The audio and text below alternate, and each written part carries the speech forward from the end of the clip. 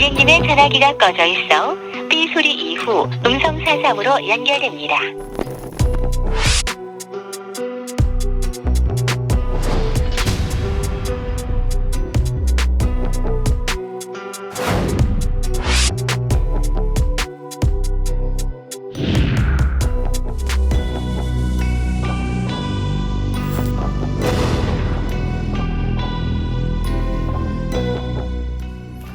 충격적 사건의 반전을 추적하는 반드시 잡힌다 시간입니다. 범죄심리 전문가 순천향대 경찰행정학과 오윤성 교수와 함께 분석하겠습니다. 안녕하십니까? 네, 안녕하세요. 오늘 사건의 중요한 단서부터 보여드리겠습니다. 바로 이겁니다. 예쁜 청첩장. 근데 사실 이 청첩장이 중요한 게 아니라 이 청첩장은 어느 차 안에서 그냥 아무거나 찾은 거고요. 그 안에 써있던 누군가 손글씨로 썼던 내용입니다. 뭐라고 써 있느냐? 자, 이렇게 써 있습니다. 여보, 난데 내가 지금 어려운 상황에 처해 있어. 그리고 지금 5천만 원을 빨리 현금으로 준비해 줘. 보이십니까? 5천만 원을 달래요. 5천만 원. 그런데 이 뒤에는 더 충격적인 내용이 적혀 있습니다. 잠시 뒤에 저희들이 그 내용도 공개해 드리겠습니다. 자, 청첩장을 받은 사람부터 시작하겠습니다. 아내가 받았다고 합니다. 여보, 돈 붙여줘. 남편이 적은 글씨였고요. 아내가 이 청첩장에 써 있는 글씨를 본 겁니다. 아내에게 무슨 일이 있었던 겁니까? 네, 바로 2005년 11월 18일 금요일이었는데요. 천안시에 살고 있던 중년 여성에게 밤 10시 반에 남편에게서 전화가 왔습니다. 남편은 나 회식에서 술을 좀 마셨어. 동료 직원이랑 찜질방에서 자고 내일 들어갈게. 이렇게 말을 했습니다. 이 남편은 이 지역의 한 대학교 격리 부장으로 일을 했는데 외박을 하겠다고 전화를 한 거였고요. 아내는 안심하고 잠이 들었습니다. 그런데 남편이 들어오지 않았습니다. 전화도 안 받아서 그 다음 날 오후 2시에 아내는 남편이 실종됐다고 경찰에 신고를 합니다. 동료 직원들이 이런 이야기를 해줬는데요. 회식은 9시에 끝났는데 다들 곧장 집에 갔어요. 그리고 부장님이랑 찜질방을 간 사람이 없어요. 이렇게 이야기를 한 겁니다. 없다고요? 남편이 그럼 거짓말을 한 걸까요, 변호사님? 이상한 일은 계속됩니다. 오후 6시경에 한 남성이 부부의 집을 찾아오는데 택시 기사 옷을 입은 중년 남성이었습니다. 어떤 사람이 이걸 전해주래요라고 하면서 봉투 하나를 건네주는데 봉투를 열어봤더니 이게 들어있었습니다. 바로 앞서 보신 청첩장입니다. 저희 결혼합니다. 신랑 신부 그림. 누군가의 청첩장. 그런데 펼쳐보면 누가 이렇게 편지를 써놨습니다. 이 편지를 다시 읽어보겠습니다. 가장 윗부분 그리고 그 다음은 남편 글씨입니다. 먼저 남편 글씨로 여보 난데 내가 지금 어려운 상황에 처해 있어 5천만 원을 현금으로 준비해줘.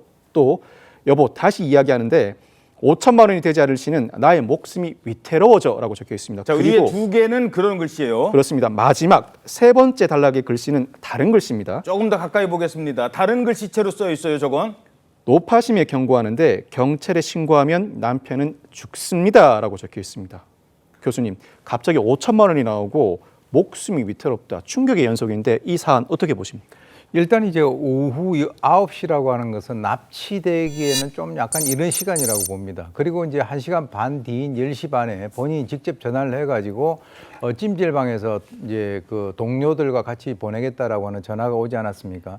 근데 이제 결국 이 사람이 대학에서 돈을 만지고 있는 격리 부장이라고 한다면 돈과 관련된 여러 가지 어떤 문제가 있어서 이런 일을 갖다가 혹시 자작극 비슷하게 일을 벌인 것은 아닌가라고 이럴 가능성에 대해서 우리가 배제를 할 수는 없습니다만, 그러나 그 향후에 이 자기 아내에게 이 감당을 할 그럴 측면에서는 이게 상당히 좀 허술하다라고 보는 거죠. 어허. 오히려 어떤 의미에서는 지금 이제 진짜 납치일 가능성도 있다는 겁니다. 그 이유는 2005년도 11월 21일 16시 정각, 즉 시간을 갖다가 적시하고 그리고 천안역 택시 승강장에서 장소를 적시를 하면서 비상 깜빡이를 켜고 대기를 하면 누가 돈을 받으러 갈 텐데 이런 여러 가지 것들을 구체적으로 지정을 했다는 거죠. 그리고 이제 아까 조금 전에 그 얘기 나온 그 청첩장의 앞에 글씨체는 분명히 자기 남편의 글씨체였는데 뒤에 협박을 하는 글씨체는 다른 사람의 그 글씨체다라고 한다면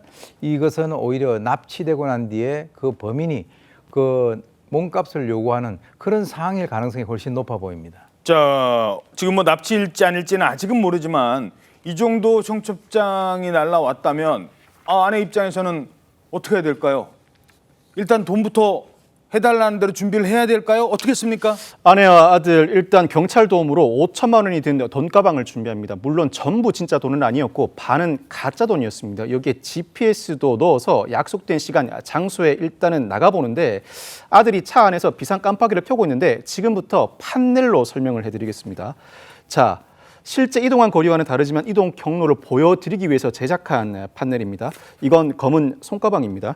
자, 그 아들의 차에서 요 손가방을 보관하고 있었죠. 그런데 예. 5분쯤 지나서 한 오토바이가 접근해 오더니 이 오토바이 운전자가 이 차의 창문을 똑똑 두드립니다. 이 창문 사이로 돈가방을 이 오토바이 운전자에게 건네줍니다. 자, 오토바이가 받았어요. 자, 오토바이를 따라가 봤더니 이 오토바이가 설렁탕집 앞으로 가서는 설렁탕집 주인에게 이 가방을 전달해 줍니다. 이후에는 택시가 한 대 설렁탕집 앞에 나타납니다. 이 택시 기사가 설렁탕집 주인으로부터 이 돈가방을 건네받아서 다시 출발하는데 택시가 받았어요. 택시는 실내포차로 가서 실내포차 주인에게 가방을 전달해 줍니다. 자, 기자님, 이 돈가방이 오토바이, 설렁탕집, 택시를 거쳐서 실내포차까지 왔으면 범인은 실내포차 주인일까요? 그런데 아직 또 누가 나타날 수 있으니까 잠깐 기다려봐야 될 것 같습니다. 그런데 2시간 40분 후에 이런 일이 생겼습니다. 네, 갑자기 울리는 이 벨소리, 바로 실내 포장마차 가게 벨소리였는데요. 가게로 누군가 전화를 했고 실내 포장마차 주인이 전화를 받았습니다. 어떤 통화 내용이었는지 저희가 재현해봤습니다. 네, 포차입니다. 아, 가방요? 네, 도착했어요. 아, 지금 찾으러 오신다고요? 네, 알겠습니다. 들으신 것처럼 누군가 돈가방을 찾으러 가겠다고 가게로 전화를 한 건데, 그런데 문제는 아무도 이 가방을 찾으러 오지 않았습니다. 돈가방을 찾으러 오질 않았다고요? 아니, 남편이 오든 납치범이 오든 누군가 와야 되는데 왜 아무도 찾아오지 않았을까요?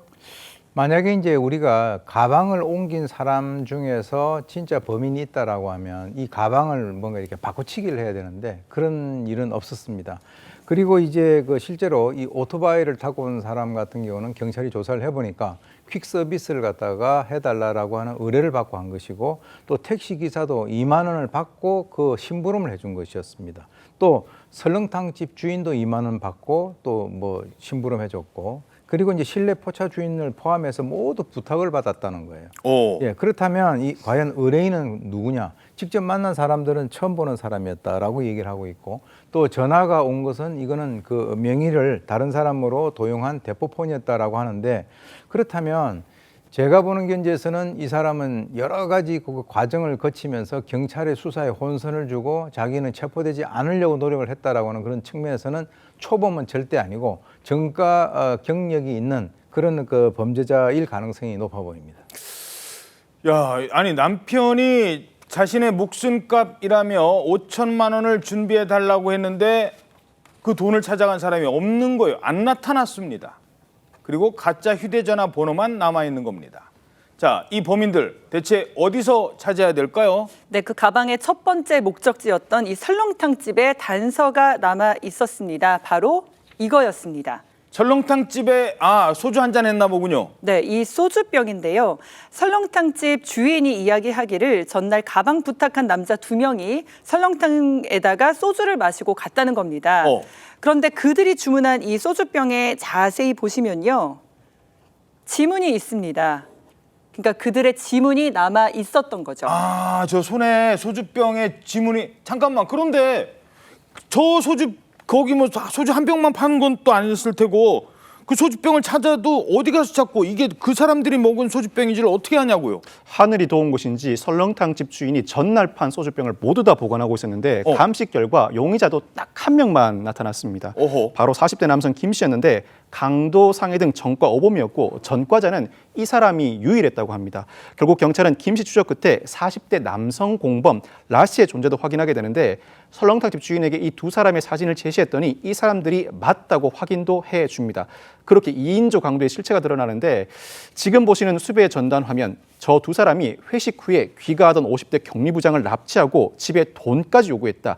지금까지는 이러한 추정이 가능한 상황이 됐습니다. 야, 이거 빨리 잡아야 될 것 같은데. 근데 여기서 또 다른 놀라운 일이 생긴다고요? 공범이 자신의 가족을 통해서 주범 김 씨가 어디 있는지 경찰에 알려왔습니다. 이 김 씨는 종기 수술을 받고 한 병원에 입원해 있었는데 여자친구와 데이트를 하려고 외출했다가 병원에 돌아왔습니다. 그 과정에서 경찰에 체포됐고 김 씨 은신처에 가봤더니 피해자의 골프채와 시계까지 발견됐습니다. 범죄 행위가 상당히 농후하죠. 여기에 공범도 잡히는데 안산의 한 원룸촌에서 잡힌 공범, 그 손에는 중국어 교재 책이 들려 있었습니다. 중국에 밀항하려고 서점 가서 샀던 거라고 합니다. 그런데 안타깝게도 이 격리부장은 시신으로 발견되고 말았습니다. 자, 2인조가 경찰에 잡힌 거예요. 근데 이 막판에 좀 이상하지 않습니까? 너무나 쉽게 잡히는 거예요. 지들끼리 알려주고 공범과 주범이.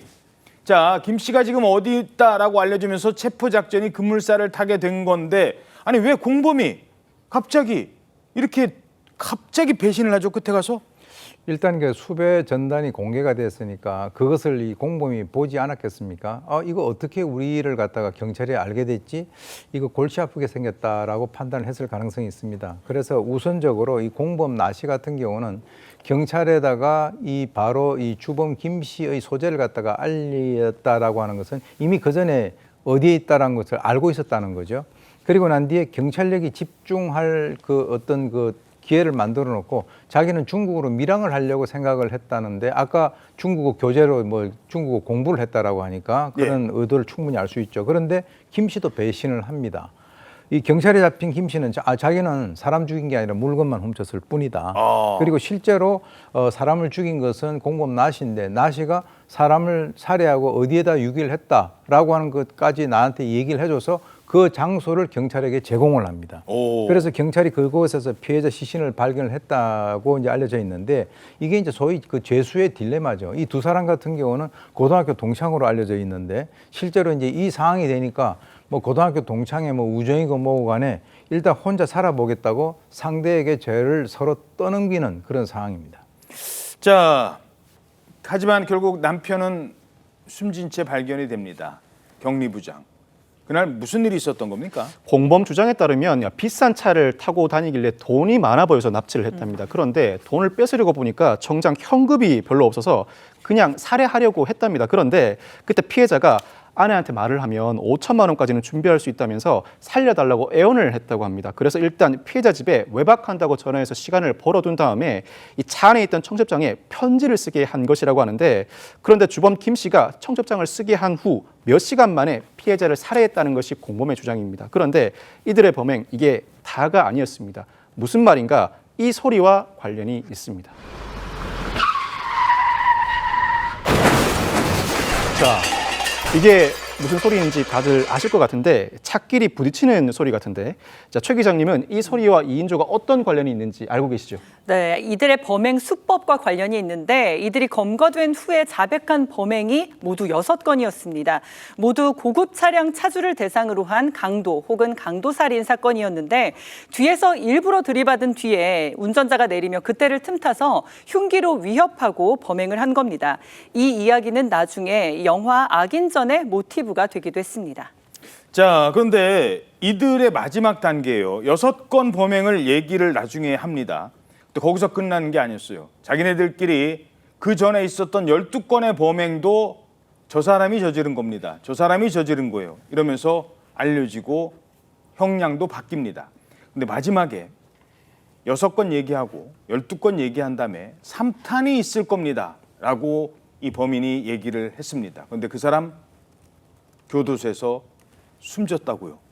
이게 무슨 일입니까?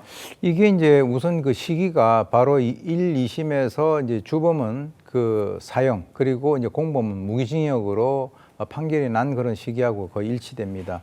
그래서 12건에 대한 그 범행을 자백을 하게 되는데 우선 이 사람이 공범 김 씨가 담당 형사에게 동생이라고 호칭을 하면서 얘기를 했다라고 하는 것은 상당히 공감대가 좀 형성이 됐다라고 하는 것이고, 여러 미제 사건을 갖다가 내가 해결해 주겠다 이렇게 얘기를 갖다가 그런 의미로 얘기를 한 것 같습니다. 그런데 실제로 추가 자백에서 이 공범이 여러 가지 어떤 그 많이 개입이 됐다라고 진술을 했었고요. 그리고 이제 자기는 사형이고 공범 무기징역이니까 둘 사람의 어떤 사이가 서로 지금 그 안 정보를 좋아졌군요. 줘가지고 안 주어진 상태이지 근데 않습니까? 왜 나는 사형이고 저 친구는 무기징역이냐? 예, 그런 식으로도 이제 우리가 해석을 할 수가 있고, 그리고 이제 이미 뭔가 결행을 갖다가 할 것을 결심했다라고 하는 그런 의미로 보여지는데, 제3탄 운운하고 난 이후에 교도소 안에서 자해에 의한 사망을 갖다가 했는데, 그렇게 되면 이게 어떤 의미냐? 결국 수사관 당신도 법도 나를 처벌을 갖다가 할 수는 없을 것이다. 이것이 3탄이다. 이렇게 의미로 이제 얘기를 한 것 같습니다. 결국 스스로 자기 처벌을 한 것으로 보입니다. 교도소에서 스스로 목숨을 끊었습니다. 3탄을 예고했다고 합니다. 자, 주범은 사망했지만 총 18건의 사건과 관련된 모든 범인은 현재 엄중한 법의 심판을 받고 복역 중입니다.